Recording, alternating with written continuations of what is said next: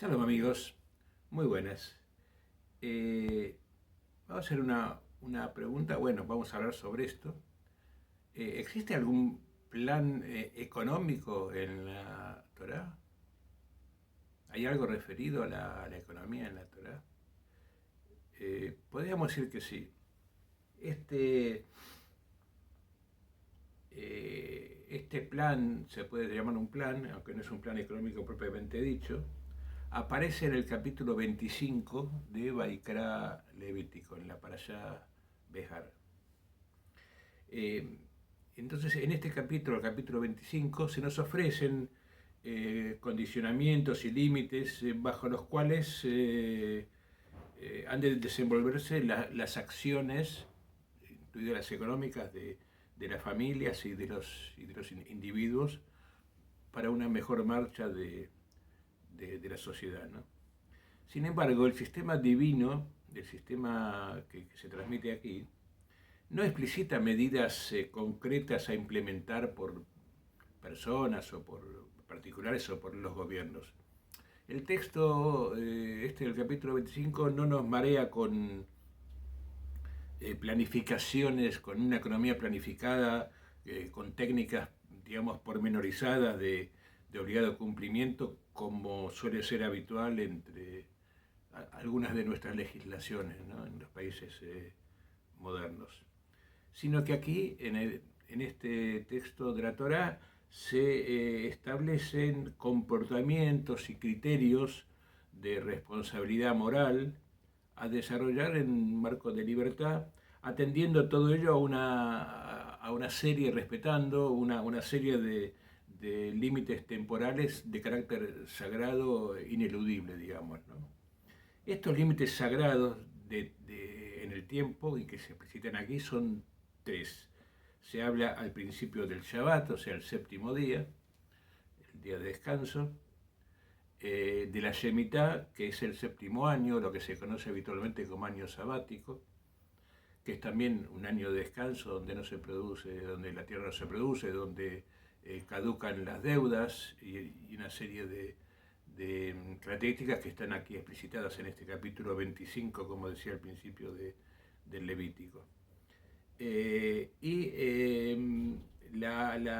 tercer límite sagrado, y que tiene aquí, me voy a referir a él porque tiene una especial importancia, es lo que en hebreo se llama Yobel, que es el jubileo. Es una palabra muy conocida y que es a los 50 años, es decir, tenemos un límite al séptimo día, o sea que se deja de trabajar y se descansa, un límite al séptimo año, en donde también en ese año se deja de producir la tierra y caducan las deudas, y también determinadas condiciones de servicio, de servidumbre.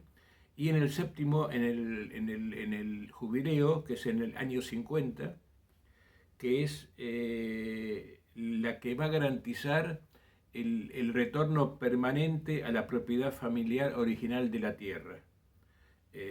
O sea que es una medida que mantiene, por un lado, la dignidad y también la esperanza de las personas, especialmente de aquellas que por imperio de las circunstancias o por diferentes motivos se han empobrecido paulatinamente, ¿no? Por todo tipo de razones, por malas decisiones económicas, por enfermedades, por sequías. Estamos hablando de una sociedad eh, casi fundamentalmente agrícola, ¿no? Exclusivamente agrícola, ¿no?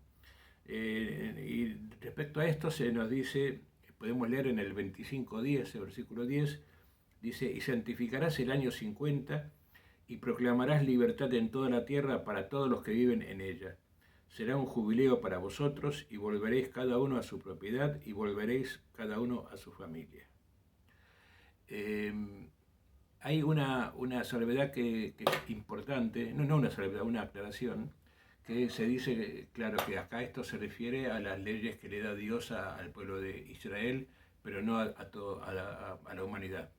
Pero con el paso del tiempo, tenemos que todas estas enseñanzas, todas estas disposiciones, estos preceptos que vemos en la Torá y de las cuales se han sacado muchas conclusiones que han influenciado, digamos, en el devenir histórico al menos de una gran parte de la humanidad, de lo que llamamos hoy en día Occidente, eh, van más allá del pueblo judío, porque lo que se conoce como 10 mandamientos, que son las 10 sentencias, el decálogo, que también fueron dadas al pueblo de Israel, sin embargo ha trascendido a toda la humanidad. Bueno, como decía antes, o a casi toda, tanto en Europa como en América, las legislaciones tienen en cuenta la ética que se transmite en la Torá, desde los 10 mandamientos y en otras también, ¿no? Como esta que estamos hablando ahora, porque esto de proclamar la libertad en toda la tierra para todos los que viven en ella es trascendente a toda la humanidad, a todos los seres humanos. En realidad no sabemos si esta norma del jubileo, a los 50 años volver a foja cero, digamos, tuvo una aplicación concreta o acaso extendida en aquellas lejanas épocas. Pero a pesar de esto, sí que podemos considerar la notable importancia, como decía recién, que se concede al derecho inalienable de las personas, tanto en lo que se refiere a su libertad, se decreta la libertad de todas las personas a los 50 años, como a su propiedad, al punto tal que este derecho, justamente por esa norma, no ha de ser conculcado ni suprimido indefinidamente. Junto a estos, como decía al principio, límites en cuanto al tiempo, en cuanto al calendario, también en este capítulo se asocian, como decía también antes, determinadas conductas que hacen posible una vida en paz y en principio en prosperidad, ¿no? Salvando justamente esos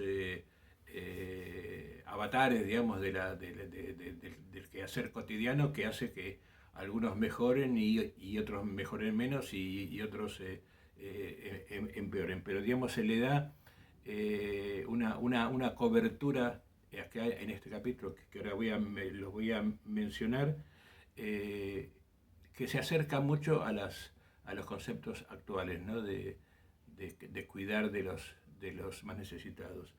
Se nos dice en el 5:35, si tu hermano padeciera estrechez económica, lo acogerás como a forastero y al peregrino para que viva contigo. No le prestarás a interés ni te aprovecharás de su pobreza, sino que temerás a tu Dios para que tu hermano viva contigo. No le prestarás dinero a interés y no le darás tu comida con intención de ganancia. O sea que ese soy yo el Eterno, ¿no? El que te libró de la tierra de Egipto para darte la tierra de Canaán y ser tu Dios. O sea que es una afirmación de la autoridad de Dios en estos preceptos. Si tu hermano que vive contigo continúa, emproveciere y se vendiera a ti, no le obligarás a servirte como siervo esclavo, sino que lo tomarás como asalariado y estará contigo como peregrino. O sea, repite un poco lo que dije antes, y te servirá hasta el año del jubileo. O sea, el año máximo es el jubileo. No es una esclavitud eterna que pase de generación en generación, sino que tiene ese límite, ocasión en la cual quedará liberado. Pues tanto él como sus hijos, y volverá al seno de su familia y a la propiedad de sus padres. Es decir, que se recupera la propiedad primigenia, que es la que se repartió al llegar a Canaán. Esta es la idea, ¿no? Parece un poco difícil que se lleve a cabo eso, pero te da, como dije antes, una idea de la importancia, ¿no? que tiene el tema de la propiedad. Y dice en el 5:42, son mis siervos a quienes saqué de la tierra de Egipto y por eso no podrán ser vendidos como esclavos. Como decía antes, esto se puede extender hoy en día y con el paso del tiempo desde una perspectiva actualizada a toda la humanidad. Por eso la esclavitud, si bien en algunas partes se conservan ciertos modos que pudieran parecerse a la esclavitud, en general las leyes, por lo menos en el mundo occidental, proscriben radicalmente esa posibilidad. Es decir, es algo que antiguamente se aceptaba y que hoy no se acepta. Sí, es una consecuencia de la evolución, pero también es una consecuencia de la ética que ha transmitido la Torá a través de los milenios. Bueno, esto era lo que quería comentar. También hay otras normas, como aquella de que ya lo vimos en una ocasión anterior, que cuando tienes que, el dueño de un terreno hace un sembrado, esto está al principio del capítulo 25, que tiene que sembrar solamente, digamos que no debe cosechar en las esquinas del campo y que no debe hacer una segunda cosecha, sino eso de dejarlo a los pobres y a los menesterosos. Bien, toda una serie de condicionamientos éticos que completan el panorama, de forma tal de que todo el mundo de alguna manera esté cubierto de las acechanzas de un destino complicado, ¿no? Algo así como una especie de bienestar social, digamos, de alguna manera.